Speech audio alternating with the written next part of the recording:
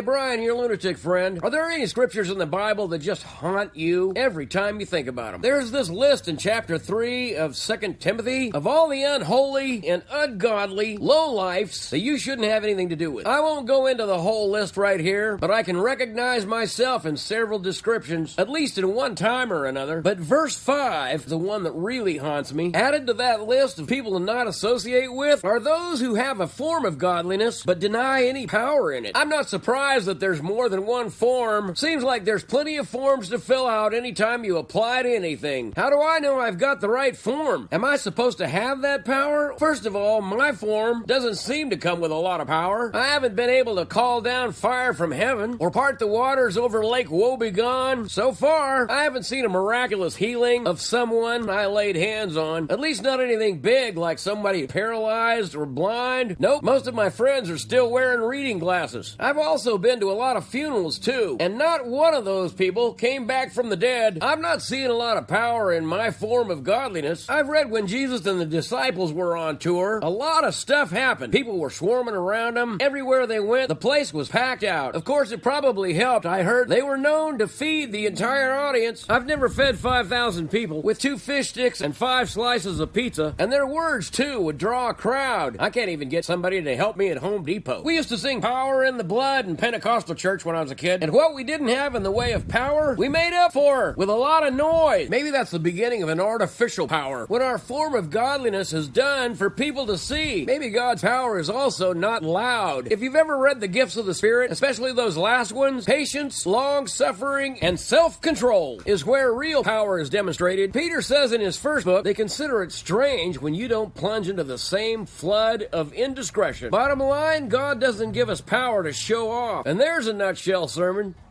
In 2 Peter it also says, His divine power has granted to us all things that pertain to life and godliness. And don't underestimate the power that takes. And let me say thanks to Gene Szumowski and Luann Green Taylor for their monthly support of Nutshell Sermons. If you'd like to help, just click support on the homepage.